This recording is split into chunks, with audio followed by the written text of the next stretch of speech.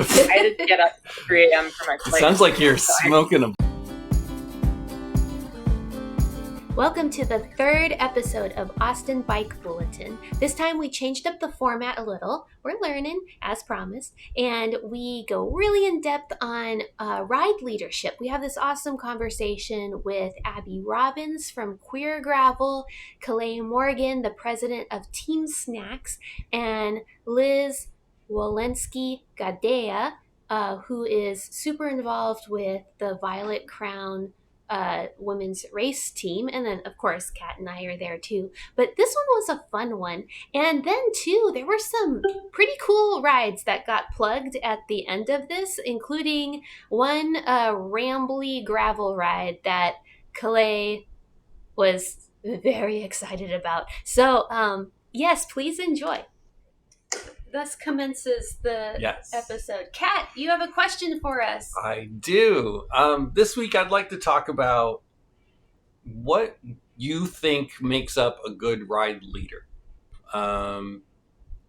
Whether it's your leading style, like setting a pace, having a chat with the group before you take off, what you do if there's a problem on the road, things like that. Because I know a lot of people on this talk have led a lot of rides. So that is a really intense, for me, I think, question to just answer on the fly, because okay. I have a lot of feelings about ride leadership. Let's have you go last then. Yeah, today. I'll you go last. Okay, so that means, according to the order of how I can see people, Liz, you're up first. Will you introduce yourself and tell us what your thoughts are? Sure. Hi, I'm Liz, she, her. I don't even know how to introduce myself. Where do you live? Who do you ride with? Here in Austin. I've been riding some of the Team Snacks rides and some of the BC women's race team rides, which is a sub-team of Violet Crown Cycling Club. But yeah, I'm a bit in a bike funk, though. I know I've told Kat that a bit. So hopefully this little chat will help out with that. Well, Liz, aren't you one of the, a co-captain or something of the women's cycling team?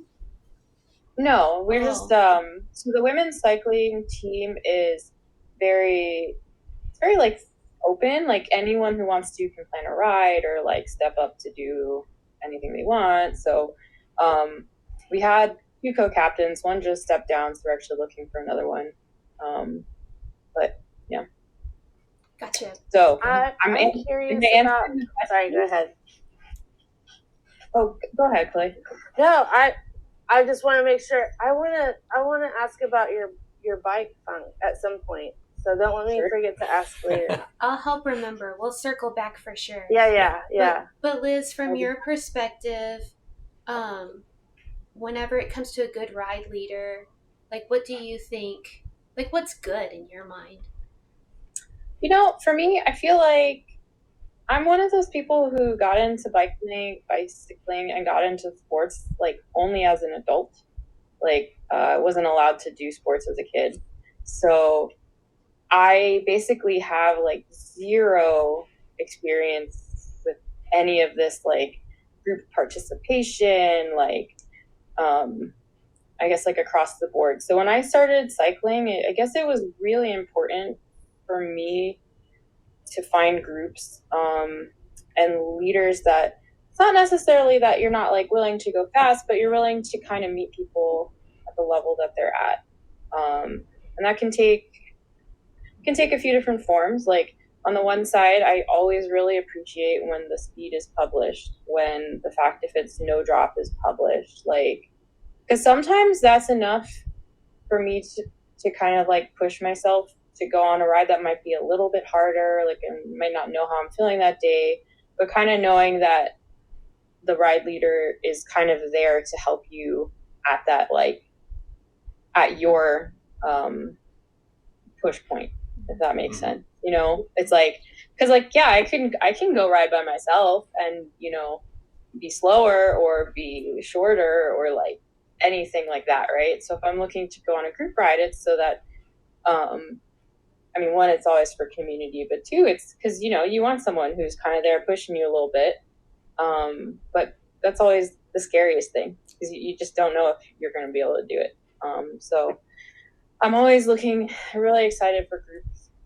I think both Team Snacks and DC actually really fit that, where like you can come at any level, and maybe the group is going to break into paces, like maybe you're going to the Bellaway, so that like your speed is not going to keep you apart from, like, there's many different ways to kind of answer that part of the question. But yeah, for me, it's like really being encouraging of people who are pushing themselves, even if it's, not pushing myself at 20 miles per hour. Maybe I'm pushing myself at 11 or 12 or 13, whatever that day is. But yeah, for sure. Abby, what about you? How do you define good ride leading? I think about a good ride leader is kind of like a good scout. Like the Boy Scouts or Girl Scouts. Like there's somebody who is always prepared. So like having the route, having extra water, snacks, first aid kit, right? Like ready to kind of help people who, like, not only are they taking care of themselves, but like they are equipped enough to take care of other people too. So like if people show up and don't have the route or don't know different, like new folks coming in who don't know the etiquette or the expectation, I think good ride leaders can really kind of like what Liz said, like meet people where they are. So like it might not even be a pace thing. It might be like an access thing. Like people don't know what's expected or what is needed. And I think ride leaders are people who are prepared to help people with those pieces as well. And they're just really good communicators. Like Liz said, like publishing the pace, right? Like really communicating what the ride is, who the ride is for, and being really clear about that. Like I think some rides are like, oh yeah, everybody can come, it's open to everybody, and like, okay, that may be true, but the ride isn't actually for everyone. Like anyone could show up, but you're going to get dropped, or you're going to get lost, or you're going to feel out of place. You're not going to have the right clothes or the right bike or whatever. So I think communicating these things really clearly will help direct people where they need to go. Like it's fine to have a race or a ride that's not beginner friendly. You just have to let people know that, like, really putting down like, hey, this is what it's going to be. And then stick to that. A lot of people are like, oh yeah, the pace is going to be, 13 miles an hour. And then you get there and they're going 17, 18. And it's like, that's not 13. That was much faster. I've had that. I am not referencing you, Kat. No, I've been on those rides though. Yeah, it's it. Bye, guys. It's a like, hard spot, right? Just like, what do I do? Like, yes.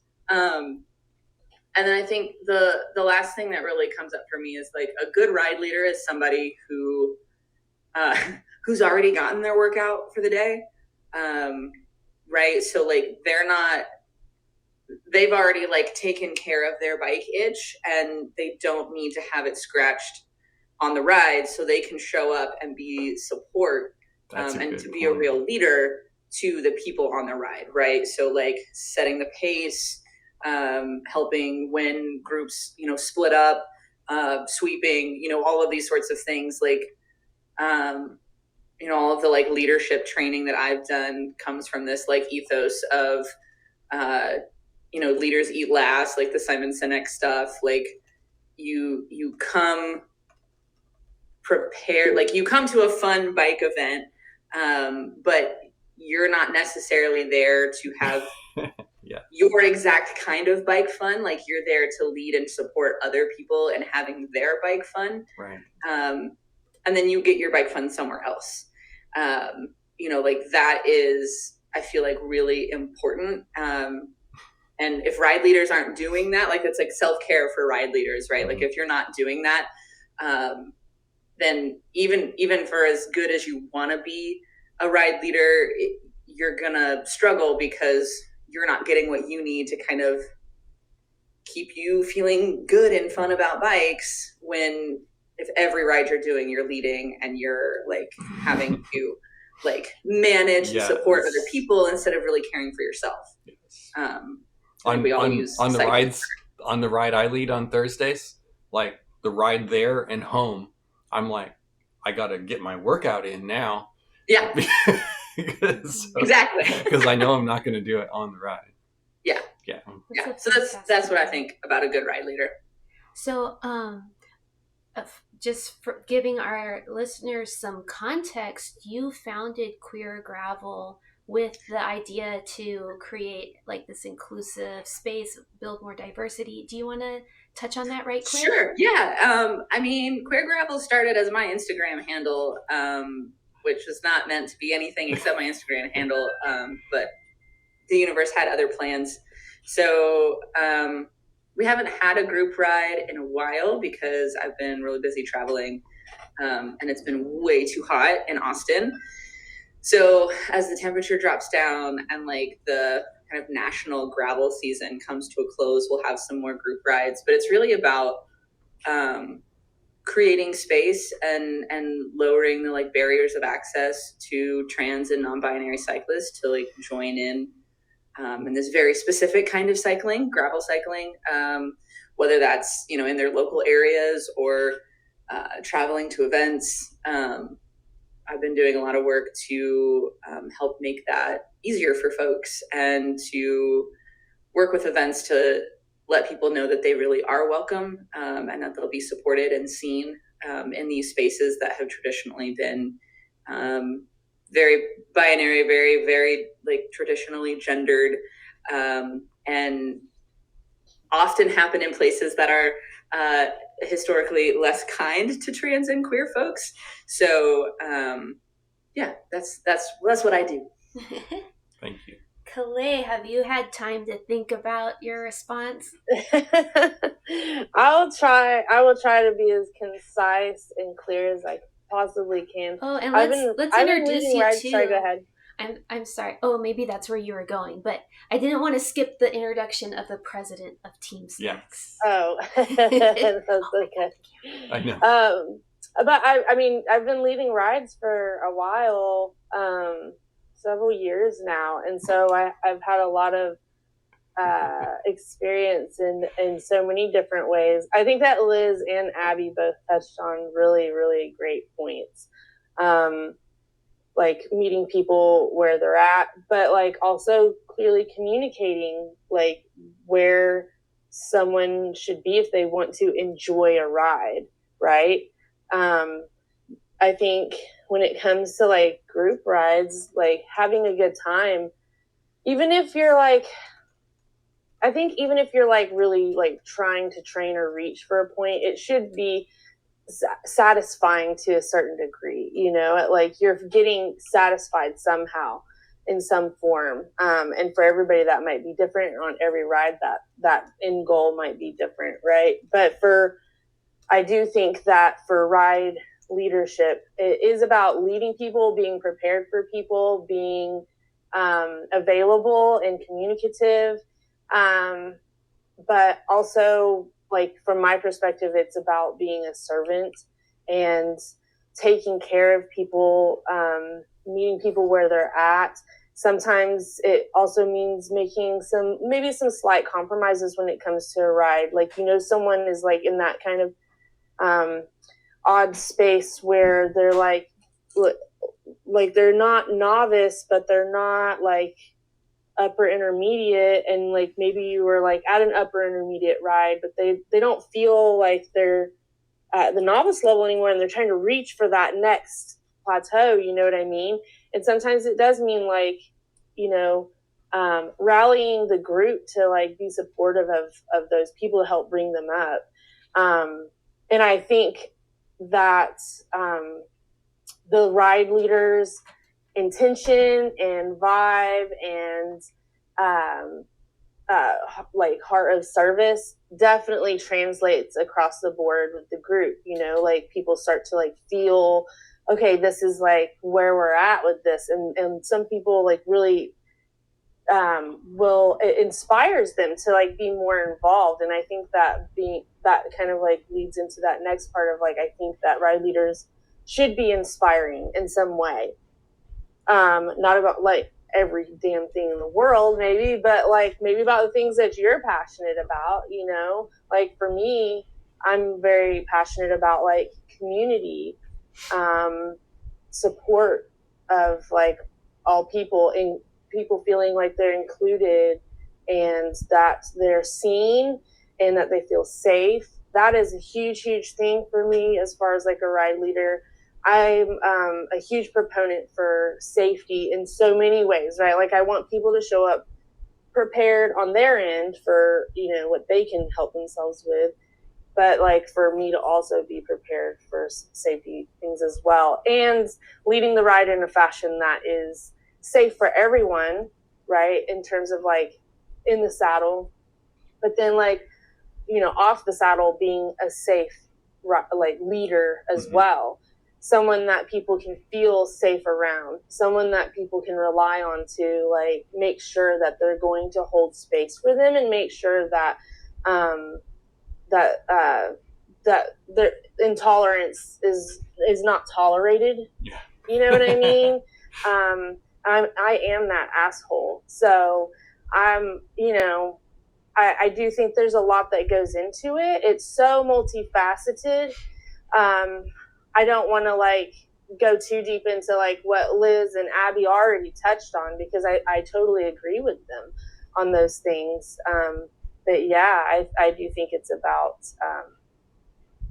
just being really supportive, having a good time. I'm all about good times, good vibes, whatever it is the goal that you're reaching. And just also being relatable too. Because I think that sometimes it's easy to get lost in the pursuit of, we'll say, greatness in your own personal goals and endeavors, or what you want where you want your team or your group to be, right? But it also means like being able to put yourself in someone else's shoes and see where their perspective is, like how it must feel for them to be where they're at, and like trying to like see things from their position as well. I guess a high level of empathy, I think, is kind of what I'm saying. And trying to not pressure people too much. Like I think that pushing people, like what Liz was saying, like having like a little bit of that push to like kind of go further, a little bit further, I think is super healthy and good, but not like pressuring people to do things that are outside of their comfort zone. I think bordering that line of like comfort zone can be healthy in a lot of ways, but I don't think pushing people beyond it is any good. So being able to see people, how they feel about things, and being understandable to that is really, really important. So I hope that was yes, clear. That was great. Yeah, those were all great answers. One thing I've noticed is if you show up, because Lisa had this experience, we showed up to a ride with our Gravel Collective jerseys on. I was leading the ride. My friend Laura was also leading. Lisa, as far as she knew, was just there for the ride. Didn't have the route. Didn't have anything than... But Kat gave me the jersey that morning. She had the jersey. So people walked up to me and asked me questions. They thought she was a ride leader. So where I'm getting at with that is when people assume you are in a position of authority over a ride, they... maybe don't say it in so many words, but they will follow you. They'll listen to you. They'll, for better or for worse, they'll listen to you. So that's when you have to know the route. You have to know dangers on the route. You have to know all the things, including like being very accurate on mileage. Because to me, if I see, it's a 25-mile ride, I got that. Other people, a 25-mile ride is that's their longest ride, maybe. and they are worried about being able to finish that. So if it's a 25-mile ride and it turns into a 30-mile ride, those folks are not going to be happy with you, and they're going to let you know. So being accurate and upfront about routes, I think, is a very important thing. I'm not a super mechanic, but if someone has a mechanical, I can at least, say, you can keep riding on that, or we need to get that fixed, or do you have a wrench, do you have a tube, that sort of thing. But just being able to be calm and take control of the situation and make sure that people feel safe. When things come up, like yesterday we were on a ride, we had to make a left turn on a highway. And so making sure the group was all together, making sure that we had someone post I call it a cork or a road guard, to make sure that the whole group could get across the road at the same time. Like, no one had that idea to do that. I said, you go stand there and make sure no cars run over us while we're crossing the road. And they did it. So well, so I do want to come in. I'm kind of Okay. like thinking of everything Liz said too, though. yes. And come in at this from another angle. So like we've all led rides, and I think a lot of it, we're coming from like a place of passion, which gives us confidence. Like, I love riding bikes. Hell's yeah, I'll help out, and so, but I could see how, like, we're a minority. There's a minority of riders in Austin that are leading rides for multiple groups. Like, we're not just doing our own thing, we're helping out with other folks' groups as well a lot of the time. But there's that majority of riders, the other 80%, that could be very intimidated by the prospect of ride leading, and they're afraid to help. I don't know enough about bike mechanics. I'm not strong enough of a rider. I'm not that fit or whatever. Or I'm not much of an authority figure. There's so many reasons you could talk yourself out of participating as a ride leader, which we've been kind of conflating ride leader and ride organizer, Right. which a lot of times it is the same, but like, you can have a ride with multiple ride leaders. You don't have to do it. So like, what, Yeah. like, to all those people that they're like, well, I love cycling and I feel bad that everybody else is always organizing stuff and I wish I could help, but I'm just not good enough. Like, from that angle, what is a good ride leader? Like, at what point are you good enough? This is just open. Yeah. Well, Anyway. that's tough because, like, so, and that's, I think, where the relatability thing comes in for me, because I'm one of those people that's like, oh, I want to do this, so I just do it. Yeah. And then I just, like, sometimes it is hard for me, like, whenever I'm like, oh my God, like, you would be so great at whatever, and someone's like, yeah, I want to do that, but like, and they have their reservations, I'm like, yeah, but just do it. And I can be like someone's greatest cheerleader, but at the same time, like, it is hard to, like, for me, it can be hard to, like, be in that place of understanding, like, the reservations that people will have about being ride leaders, and trying to see it from their perspective, like, what is it exactly, and kind of diving into that a little bit, like, why do they not feel like they aren't adequate for ride leadership, even though they obviously have this, like, passion that they want to do. So, like, trying to, like, I mean, mentorship is huge when it comes to being a leader, like, mentoring people, just, like, helping them get to that place where they feel confident enough to start, right? And then watching them, like, turn it into their own thing. That's, like, probably one of the coolest parts about being a leader of any kind, I think. Helping people get to that place of being able to help others on their own terms, but yeah, like, addressing the reservations, or, like, how to overcome that. I really think it's a matter of just working in tandem with someone to help them get to that place. Right. And preparedness, that goes a long, long way. Feeling prepared can go so far to like helping someone feel empowered to be a good ride leader, making sure that they have everything that they need for a ride, and that there's no gaps or holes or anything like that. Yeah, I think. Oh, go ahead. I was thinking is like one thing that makes ride leading hard is that, like, you know, having a half-mile speed difference can, you know, kind of separate you in the group, right? Mm-hmm. So I always think of this idea when I think of like, am I good enough or not? It's like, no, it's like, yeah, I'm at where I'm at, and someone might be like at a different pace, and I can help them. Like, I don't think you need this idea of like, I need to be this fast before I can help someone, you know, like.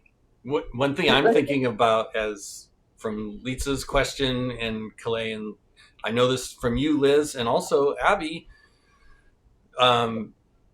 you have team meetings where you talk about things that are coming up and things that are you want to do. We did it for Violet Crown. We do it for Team Snacks. Abby, I remember seeing you on the back of your pickup truck at the Queer Gravel Ride in the spring, where you're talking about things that you want to do in the future. And that's where you could get folks that are in the crowd or attending the meeting or just hear about it, of saying, well, I might not lead it, but I can help. Like, I can be a sweep. That's how you learn. I think the big difference is like understanding that like a ride leader doesn't need to be at the front of the pack. Right. Like you aren't physically leading these people, right? Like you are supporting them and like leading them through an experience, but you're not like, you don't have to be like literally in front of them to be a ride leader. Right. And so I think as far as like what it takes or who can be a ride leader or like what you need in order to be good enough or prepared enough, it's like, could you do this ride by yourself? Would you feel confident doing that? Right? Mm-hmm. Like you feel confident that you could change a tube or plug a tire, or you could handle, you know, like, do you feel confident going on this route by yourself? If you have that level of confidence, you are clear, like I should say that level of confidence and capability, right? So not just confidence, but like you could actually, you know, handle these things if they came up. Then you are set to be a ride leader, right? Kind of regardless of pace, as long as you're somewhere in the vicinity, because you lead. I mean, most ride leaders lead from the back, right? Like if somebody, like the people who have the route and are confident and are fast and want to go fast, like they came by, have fun, like great. We'll see you for beers in a little bit, but we're not unlocking the snacks until the slowest person gets in. So, you know, have fun hanging out. Like you can be at the back and still be a leader, like that, you know, kind of what Calais was saying, like that is servant leadership, right? Like you lead from the back. And so I think anybody who feels confident enough to go on the ride by themselves, right? Like take the route, whether it's 10 miles around downtown or it's 50 miles out on gravel. Like if you could do that by yourself and you feel good about that and you can handle all the things that could come up on a ride, then, or at least you have maybe you can't handle every single thing, but you know how to get in touch with somebody who can, then that's enough, right? Like that's really all it takes. Sure. Yeah. Because it really has nothing to do with speed. Right. If it did, then I wouldn't be a ride leader. Like, oh yeah, totally. I'm just like, I couldn't do that. Yeah. Well, so I want to hear what everybody is looking forward to, either in the week or the coming weeks. So I definitely want to go around and hear what rides are coming up. But since we've been talking so much about ride leadership, if there is a ride leadership opportunity in there, you could say so. And then, Kat, do you want to start? And then everyone can collect their thoughts while you're going. Okay. Well, I think I speak for everyone on the call when I say it looks like rain every day this week. So if you do sign up for something, you better check it, because you may end up sitting alone on a wet curb somewhere if you pull the trigger. But the rides I am involved in are this week is the Breakfast Club's Babes ride. It goes from the Meteor tonight at 6. They said they're going to make the call around nowish for whether we're going to actually roll or not. It's supposed to rain in the afternoon. And the other ride that I lead personally is the Early Bird Snacks ride on Thursdays at 7:30. I think everybody on this call has been there, and it's a blast. It's 16 miles. It's mostly flat. It's early, so you just mark the time off in your calendar, working elsewhere, and your boss will never know. And you're done by 9, and you can go log into Zoom. So that's my exciting stories. Liz, how about you? Are there VC rides or other rides that you're excited about? Yeah, so I wanted to bring up 2 specifically. So again, the rain caveat. They're talking about doing a skills clinic on Tuesday night at the Veloway. 7:15, I think, is the rollout. Of course, they're going to look at the rain. And then they're doing some cyclocross practices. It's like a mix between some skills with a coach and then just some more flowy stuff. So I think this Thursday's ride, the 25th, is going to just be in some. Don't have the location yet, but it's somewhere in the South Austin Trail Network. Okay. They'll pick like the easier mountain biking trails so that you can have a cross bike and just kind of flow. Can you do that? Do you have to have a special bike for that, or what can you ride for a cross class? So when I do cross, I just use my gravel bike. I would think that I'm not sure with the specific trail that they're using, but if you can put like chunkier tires on basically anything. Would a mountain bike work? You could use a mountain bike too. Okay. Yeah, for sure. You can do that. But as long as you have like tires that are ready for something a little bit more chunky that aren't, slick road tires, should be good, especially at the skills clinics versus like maybe some of the trails would be a little dicier. Do you know when cross starts? When is that? Well, I actually don't remember. I'm putting you on the spot. I'm sorry. I think it's the last weekend of September, isn't it? Oh, cool. Yeah. Something like end of September, beginning of October. All right. The actual races, but people are like gearing up with practices now. And my other side on that is that most of the communication of these rides is done with the VC Women's Slack channel, which is, it's not like posted on Instagram or anything. So if that's something that you're interested in, I don't know if there's a way to reach out, but we'll have a maybe post, next. Yeah, we'll have a link to all the sites and things like that in the documentation. I found a little. So the Violet Crown Women's team is having the clinics every Thursday. So if people miss this week, they still have an opportunity. It's 6 weeks of workshopping that starts this week, and the coach is Nick Oberski. So very exciting. It's like it's like legit organized. It's going to be a total blast. There's going to be people there who can, tell you how to cyclocross. I love doing cyclocross, but I need to work on my skills. What a great resource. I mean, like if people don't, it would be so hard to just learn that stuff without like a clinic like this, I mean, you could do it with friends, but having access to a coach, that's really cool. Yeah. Yay. How about you, Abby? What's coming up? Or you could also talk about any big events that you've done recently. Okay. Well, I just got home yesterday from Gravel Worlds in Lincoln, Nebraska. That was a lot of fun. We had a really killer Austin contingent up there. Like Austin was definitely representing in, I think, almost every distance, which is pretty cool. So 30 miles, 75, 150, and 300. Wow. I think there was at least one Austin person in all of those, which is super cool. And I leave a week from Wednesday for Rebecca's Private Idaho. Wow. Which I'm really excited about that. We're going to have the stage race will have a full podium of non-binary athletes. Awesome. Which is super exciting.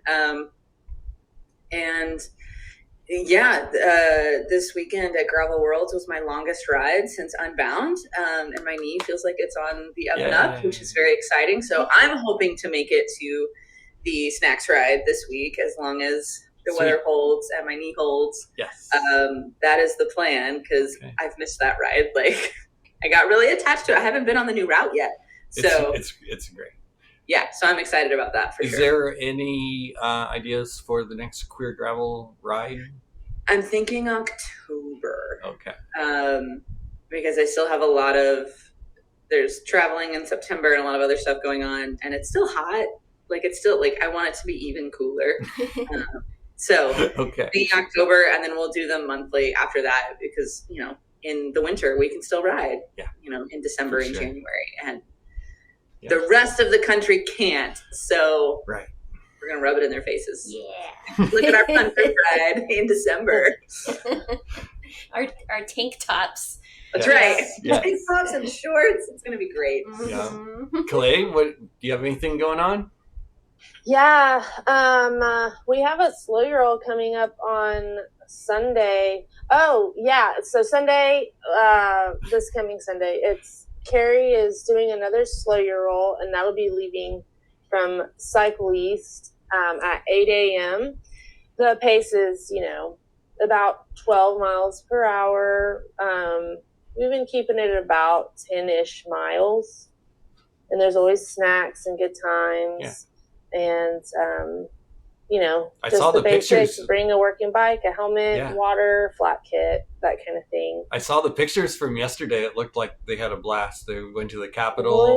We had fun. We had a good time. We had a lot of fun yesterday. It was such a good ride. We got rained on a little bit. Oh, it was so pretty. And then, oh gosh, it was so humid, but that's okay. It was all right. And then we had just like, Carrie led us on a really like scenic, like kind of Capitol area tour. It was very pretty. We went through like the Waterloo Park and stuff like that. It was so nice. How did the Pride Parade go? For people not Pride in Austin. Was so fun. Yeah, it was so fun. Me and Lisa were on. Lisa was driving the golf cart for Project Transitions, and I was helping to navigate, I guess. And it was a lot of fun. Everybody was in such good spirits and like happy and cheerful, and there's just so much love.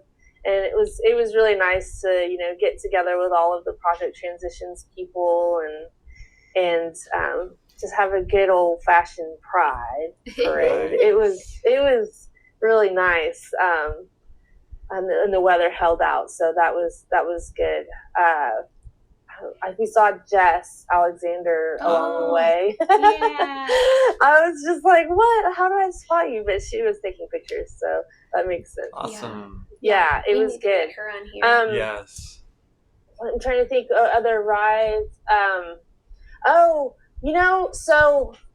And it's on Mondays, and I don't know, this is something that people would want to like check out for today if they wanted to try, but like at least for next Monday. So I went on the Rafa Monday Boogie ride.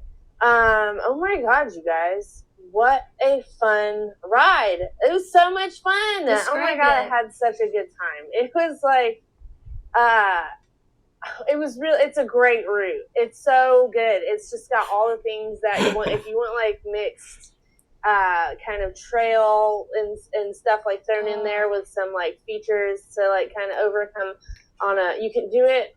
There was somebody on a road bike. I wouldn't ride a road bike for some of this stuff, but I mean, I'm not saying I haven't ridden a road bike, but I don't think that I would be able to keep up. It is about, I want to say like 14-ish miles per hour average. And it's about 15 miles long, but yeah, it cuts through. It was all in town, right? Yeah, it goes around town and like lots of that like urban exploration kind of stuff that I like, where there's like cut throughs and weird, like the part that like really got me, we went when we're going into like the Travis Heights kind of area, there's like this section, there's like this strip of it's just mulch, that we were this like long like runway of mulch. I'd never ridden on it before, and I was just like, this is freaking wild. Like, you want to work out and you bike through some mulch. Yes. It's insane. Okay. It was a lot of fun though. I took my gravel bike, and boy oh boy, just a really good time. Good. It is I think it's technically a drop ride, so that's something to be aware of. But they did regroup after, you know, some of the more, I guess, intense features, which was really nice. So it meant that, like, whenever you're coming up on something that was like a lot of effort, you could kind of expect to like regroup at the top of the hill or the whatever. Yeah. And everybody was super cool and supportive. Rafa asks that folks wear clipless pedals and has like 2 water bottles and helmet, flat repair, that good stuff. But it's 6:30 on Monday nights. I've been on a few of the Rafa RCC, the cycling club rides. Uh-huh. They are amazing.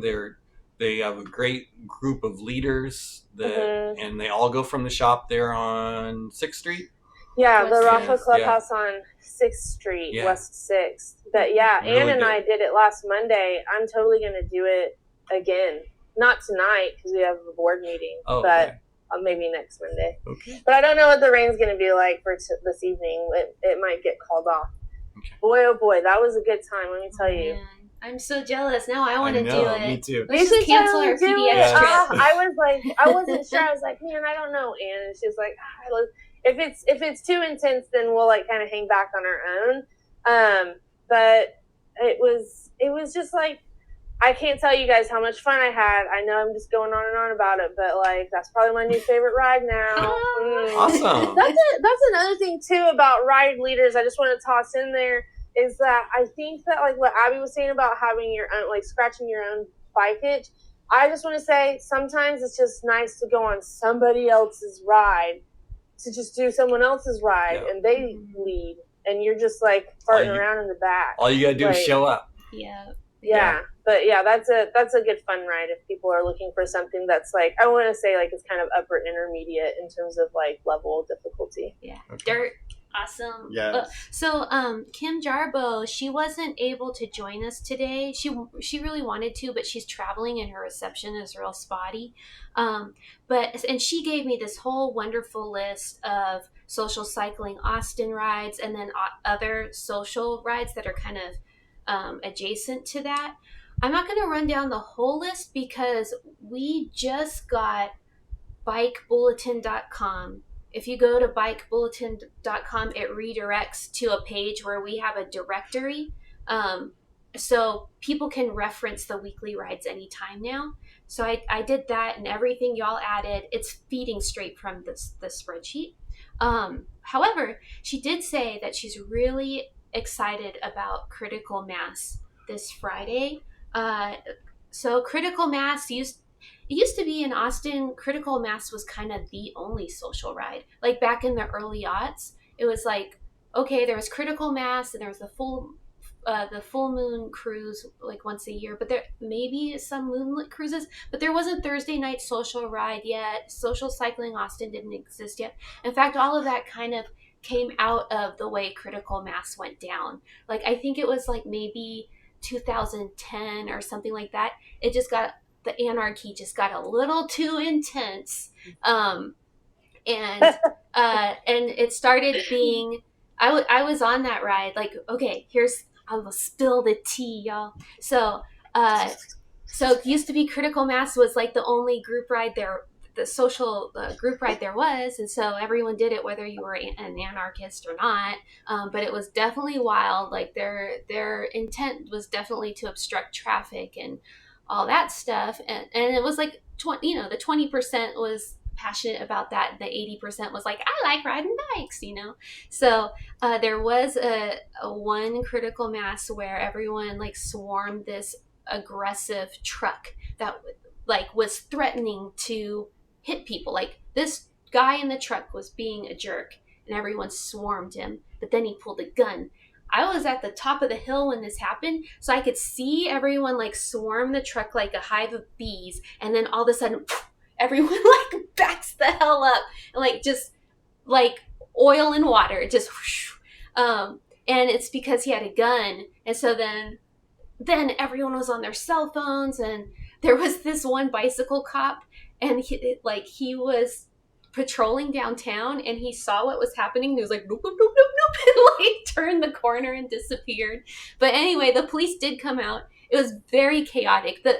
This is the way, well, I don't know how the Austin police are now, but at the time, they just didn't know how to deal with that. So they were like, like everyone on the sidewalk, get out of the street. And then some other cop would come by, everyone off the sidewalk. They're like, you're not allowed to be on there. And so like people were just like circling the block. It was so dumb. Anyway, after that incident, the next critical mass, there was a helicopter escort, and the critical mass became this police escorted thing, which people weren't into. And then I think the 80% were like, you know what? We just like riding bikes, and thus Thursday Night Social Ride and Social Cycling Austin and all of that sort of thing was born. And then Kim, who I'm speaking for, she's like a huge part of that. She's been doing it for years, does all their social media and things like that. And apparently critical mass is coming back. However, all of us are like 15 years older now, and we have this concept of social cycling now. So I don't think that the climate is the same. Our cycling infrastructure has evolved a lot.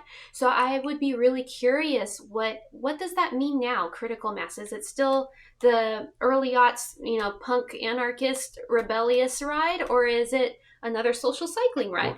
So if you want to find out, that's 6:30 p.m. this Friday, and they're meeting on the Pfluger pedestrian bridge. So you all ride it.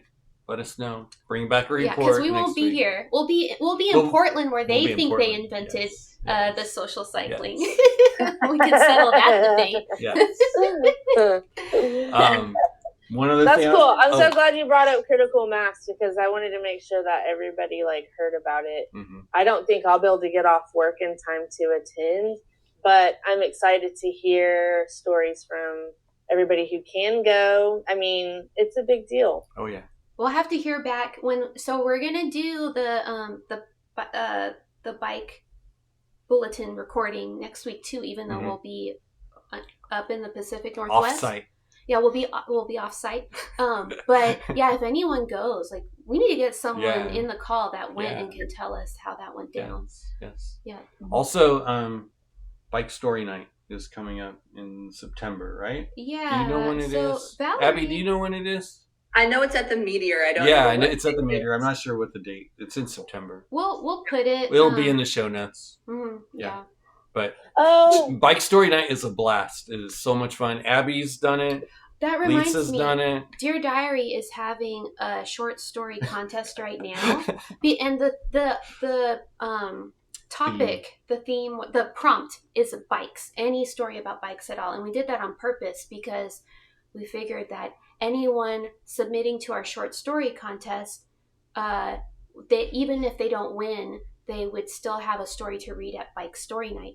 And then also September, it's 8th? September, it's whatever Friday is. September 7th, 8th, 9th, something. The Friday of those.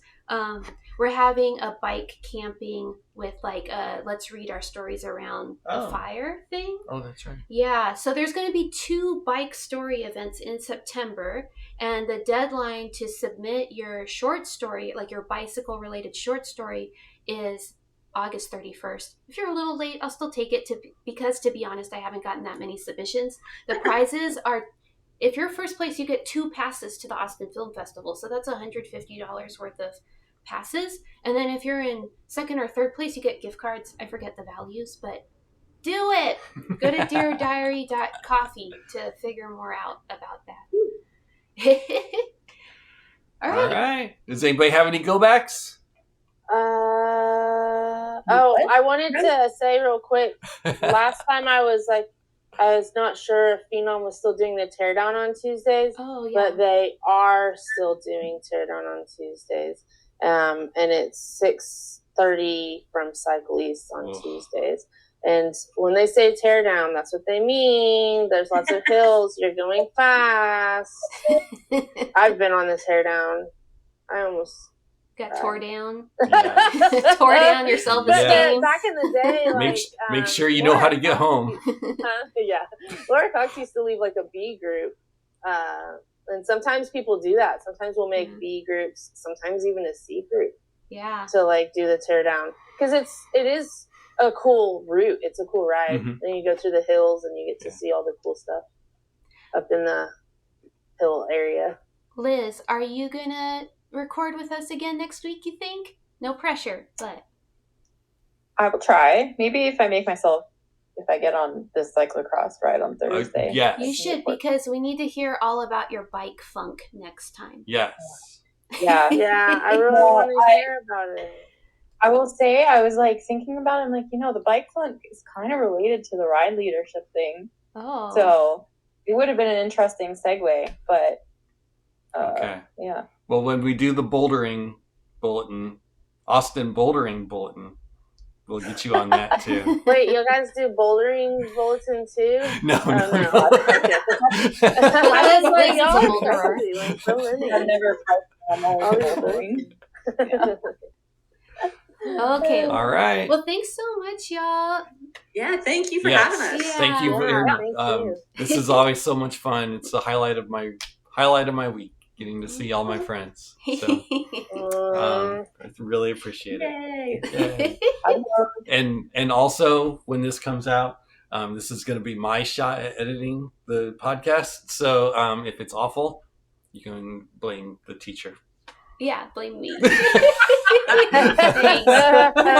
And I'll do it if it's awful. Yes. Okay. All right. All right, bye. Bye, everybody. Thanks, Bye, y'all. guys. Hey, Kat. Hey, what? What did you think of episode 3? That was so much fun.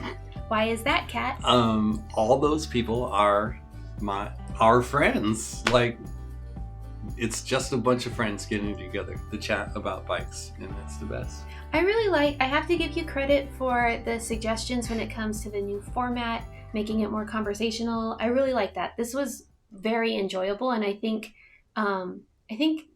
we're way more likely to get people coming back. I hope so. Because it's way more fun talking about things like ride leadership than purely going down a list. Or listening to me read a list of rides. Yeah. Yeah, no, let's not do that. Hey, Lisa, why don't you tell everybody about how they can submit a ride that they know about or give us some information that we can share? Well, I thank you, Kat, for suggesting that suggestion. So we finally have a domain. We are bikebulletin.com.